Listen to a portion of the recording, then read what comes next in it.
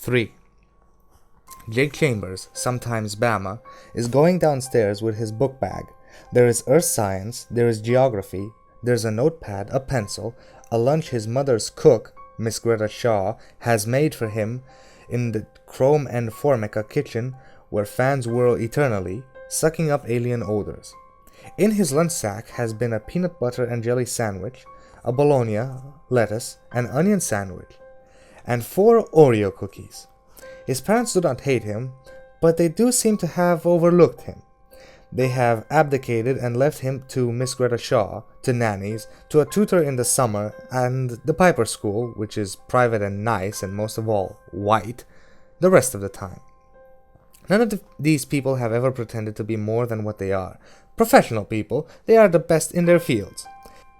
None has folded him to a particularly warm bosom, as usually happens in the historical romance novels his mother reads, and which Jake has dipped into, looking for the hot parts.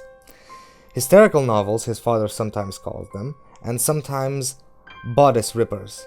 "You should talk," his mother says with infinite scorn from behind some closed door where Jake listens.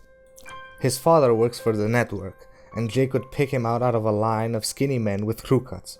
Probably. Jake does not know that he hates all the professional people but Miss Shaw. People have always bewildered him.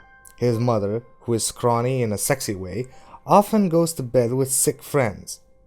His father sometimes talks about people at the network who are doing too much Coca-Cola. This statement is always accompanied by a humorous grin and a quick little sniff of the thumbnail.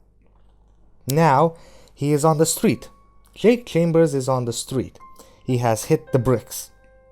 He is clean and well-mannered, calmly sensitive. He bowls once a week at Midtown Lanes. He has no friends, only acquaintances. He has never bothered to think about this, but it hurts him. He does not know or understand that a long association with the professional people has caused him to take on many of their traits.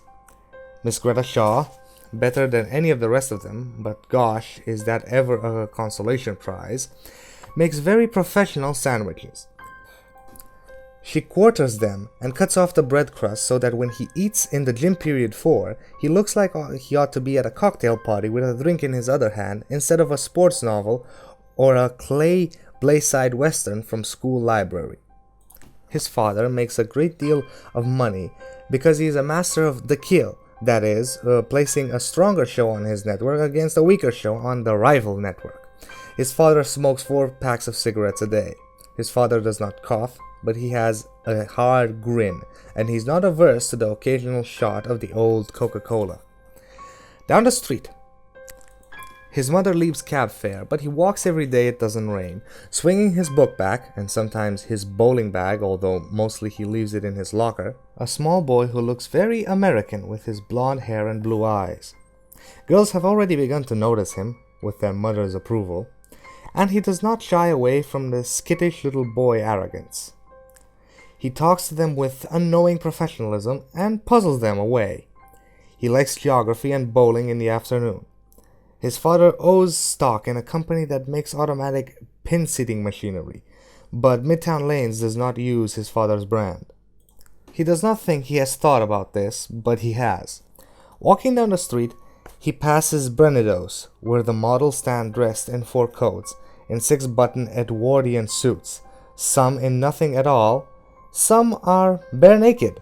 These mannequins, are perfectly professional, and he hates all professionalism. He is too young to have learned to hate himself yet, but that seed is already there. Given time, it will grow and bear bitter fruit. He comes to the corner and stands with his book bag at his side. Traffic roars by, grunting blue and white buses, yellow taxis, Volkswagens, a large truck.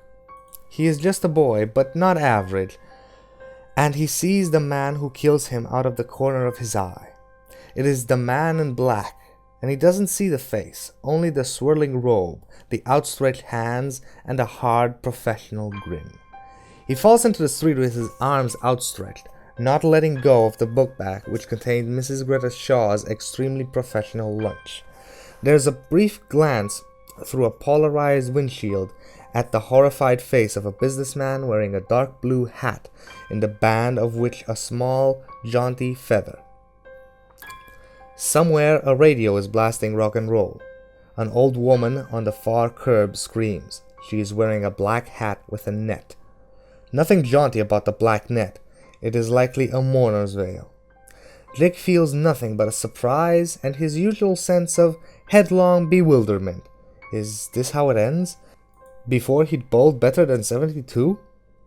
He lands hard in the street and looks at an asphalt-sealed crack some 2 inches from his eyes. The book bag is jolted from his hand. He is wondering if he has skinned his knees when the car belonging to the businessman wearing the blue hat with the jaunty feather passes over him. It is a big blue 1976 Cadillac with white wall Firestone tires. The car is almost exactly the same color as the businessman's hat. It breaks Jake's back, munches his guts into gravy, and sends blood from his mouth in a high-pressure jet. He turns his head and sees the Cadillac's flaming taillights and smoke spurting from beneath its locked rear wheels. The car has also run over his book bag and left a wide black tread on it. He turns his head the other way and sees a large gray Ford screaming to a stop inches from his body. A black fellow who has been selling pretzels and sodas from a pushcart is coming towards him on the run. Blood runs from Jake's nose, ears, eyes, rectum. His genitals have been squashed. He wonders irritably how badly he has skimmed his knees. He wonders if he'll be late for school. Now the driver of the Cadillac is running towards him, babbling. Somewhere a terrible calm voice, the voice of doom, says, "I'm a priest, let me through, an act of contrition." He sees the black robe and knows sudden horror. It's him, the man in black. Jake turns his face away with the last of his strength. Somewhere a radio is playing a song by the rock group Kiss. He sees his own hand trailing on the pavement, small, white, shapely. He has never bitten his nails. Looking at his hand, Jake dies. 4.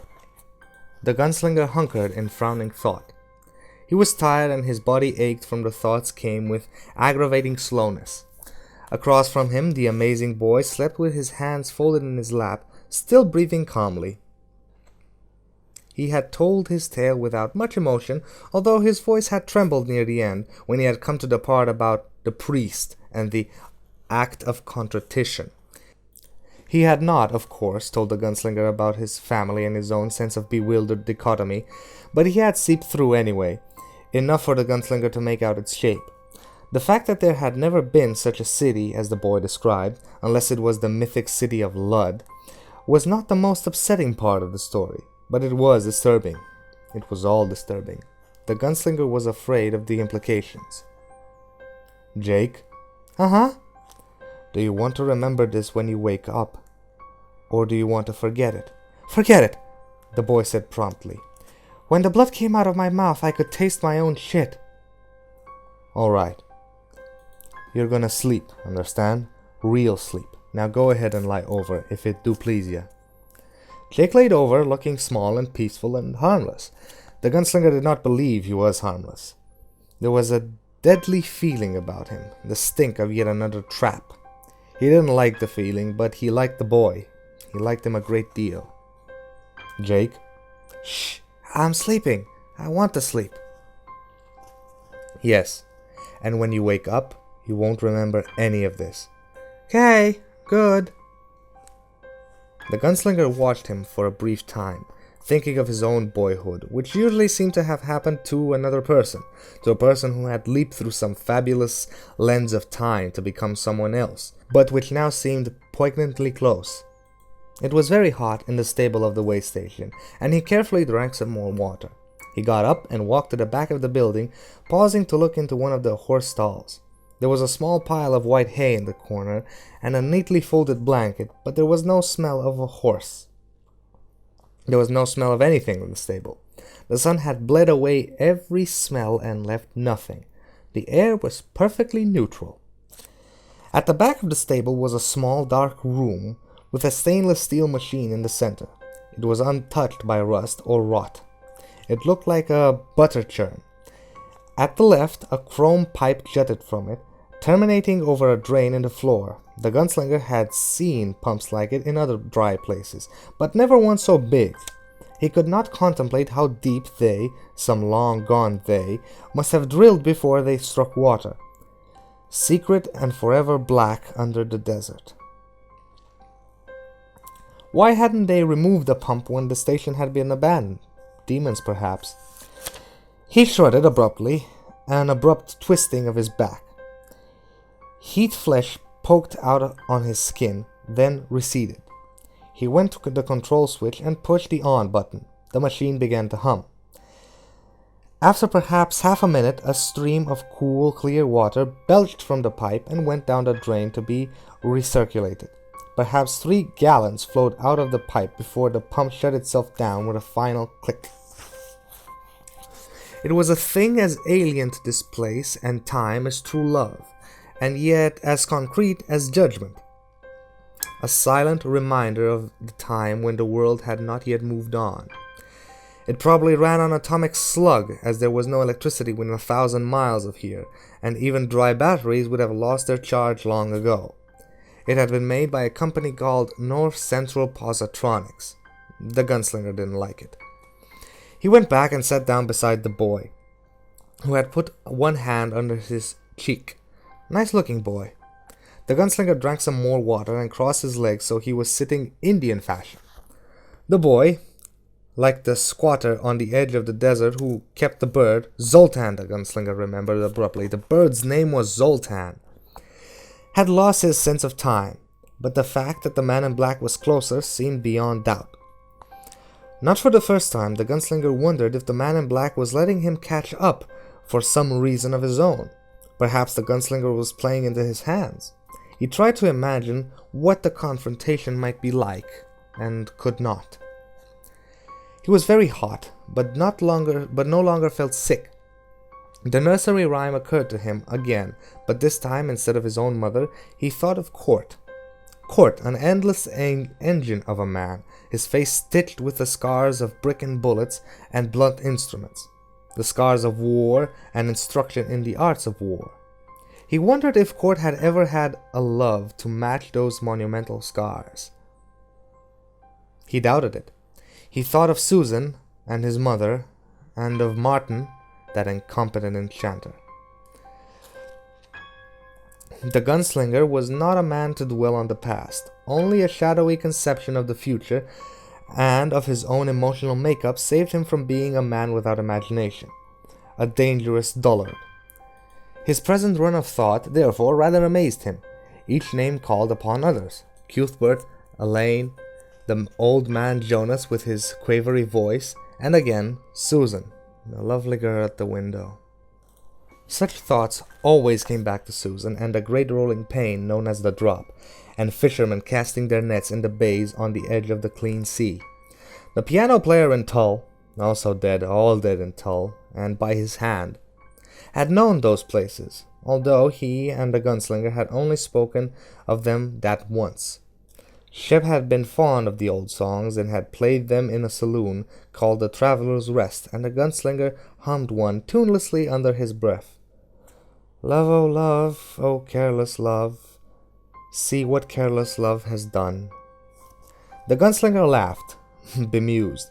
I am the last of that green and warm-hued world. And for all his nostalgia, he felt no self-pity. The world had moved on mercilessly, but his legs were still strong and the man in black was closer. The gunslinger nodded out. 5. When he awoke, it was almost dark and the boy was gone. The gunslinger got up, hearing his joints pop, and went to the stable door. There was a small flame dancing in the darkness on the porch of the inn. He walked toward it, his shadow long and black and trailing in the reddish ochre light of the sun. Jake was sitting by a kerosene lamp. The oil was in a drum, he said, but I was scared to burn it in the house. Everything's so dry. You did just right. The gunslinger sat down, seeing but not thinking about the dust of years that puffed up around his rump. He thought it something of a wonder that the porch didn't simply collapse beneath their combined weight. The flame from the lamp shadowed the boy's delicate face. The gunslinger produced his poke and rolled a cigarette. "We have to palaver," he said.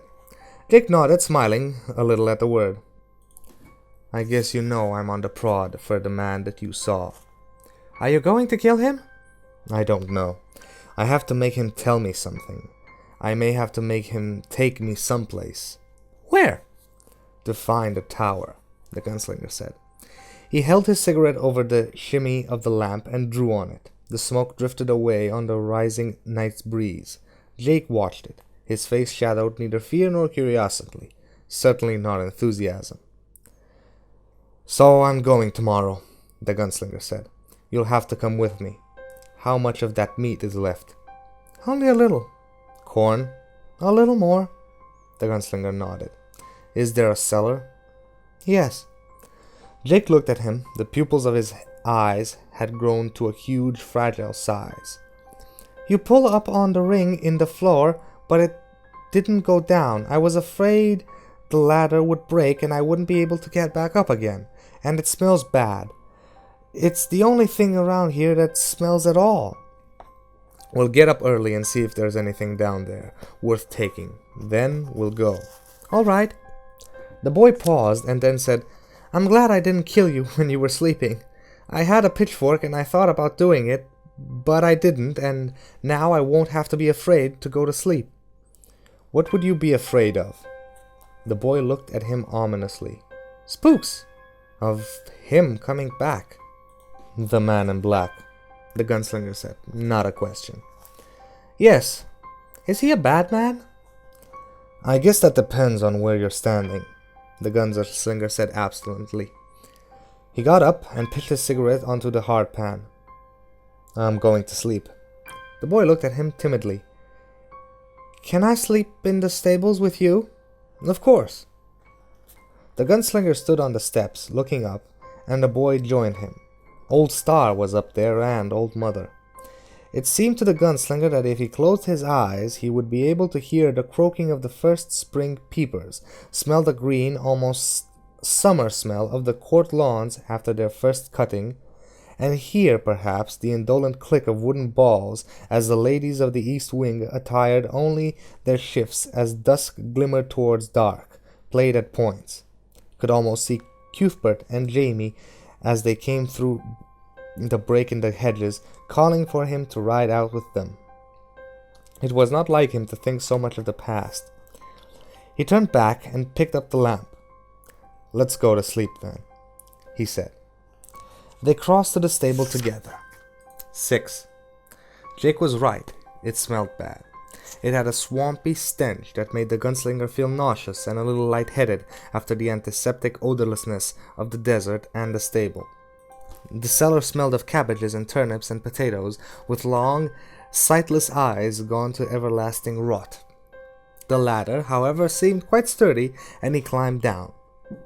The floor was earthen, and his head almost touched the overhead beams. Down here, spiders still lived, disturbingly big ones with mottled gray bodies. Many were muties, the true thread-long lust. Some had eyes on stalks, some had what might have been as many as 16 legs. The gunslinger peered around and waited for his knight's eye. "You all right?" Jake called down nervously. "Yes." He focused on the corner. "There are cans. Wait." He went carefully to the corner, ducking his head. There was an old box with one side folded down. The cans were vegetables, green beans, yellow beans, and 3 cans of corned beef. He scooped up an armload and went back to the ladder. He climbed halfway up and handed them to Jake, who knelt to receive them. He went back for more. It was on the 3rd trip that he heard the groaning in the foundations. He turned, looked, and felt a kind of dreamy terror wash over him, a feeling both languid and repellent. The foundation was composed of huge sandstone blocks that had probably been evenly cornered when the way station was new, but which were now at every zigzag, drunken angle. It made the wall look as if it were inscribed with a strange, meandering hieroglyphs. and from the joining of two of these three obstruct cracks, a thin spill of sand was running, as if something on the other side was digging itself through with slobbering, agonized intensity. The groaning rose and fell, becoming louder until the whole cellar was full of the sound, an abstract noise of ripping pain and dreadful effort. "Come up!" Jake screamed. "Oh, Jesus, mister, come up!" "Go away," the gunslinger said calmly. "Wait outside. If I don't come up by the time you count to... 300, get the hell out of it." "Come up!" Jake screamed again. The gunslinger did not answer. He pulled leather with his right hand. There was a hole as big as a coin in the wall now.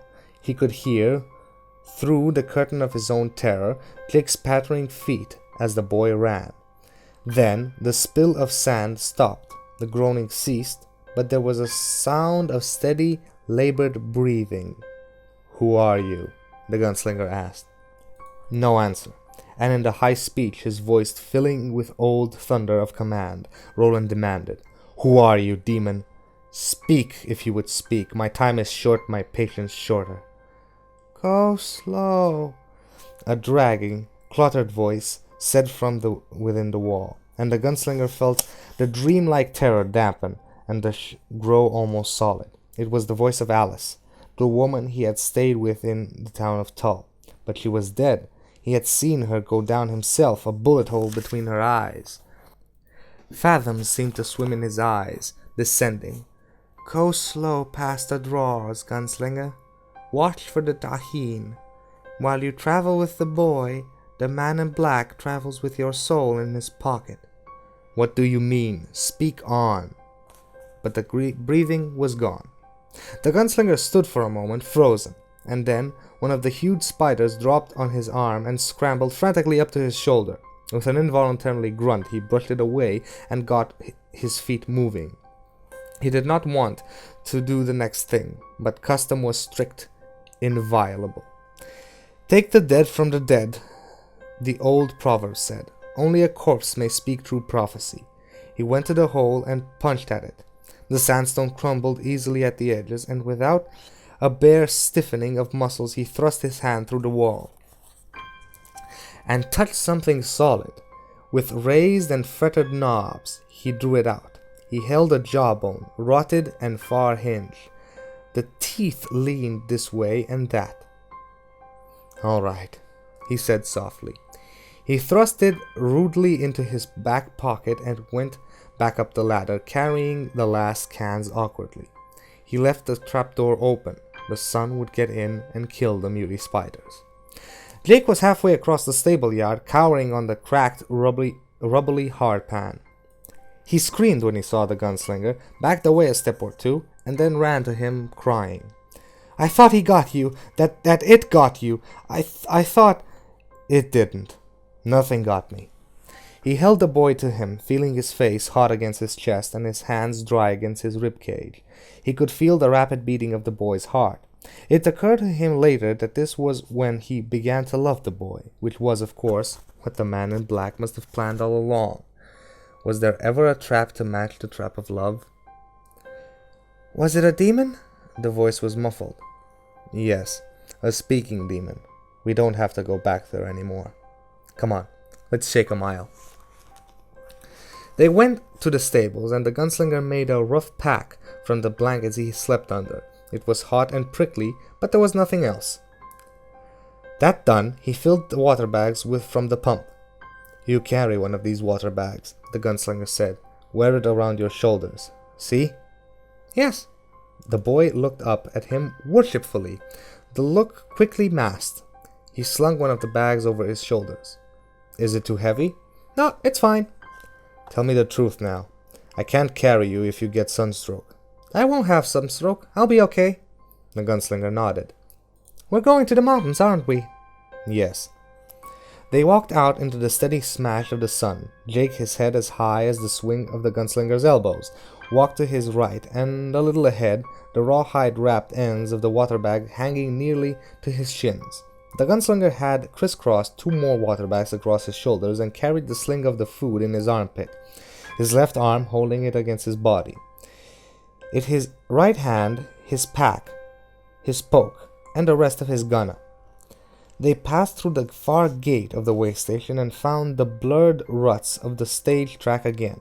They had walked perhaps 15 minutes when Jake turned around and waved at the two buildings. They seemed to huddle in titanic space of the desert. "Goodbye!" Jake cried. "Goodbye!" And he turned back to the gunslinger looking troubled. "I feel like something's watching us." "Something or someone," the gunslinger agreed. "Was someone hiding there? Hiding there all along?" "I don't know. I don't think so."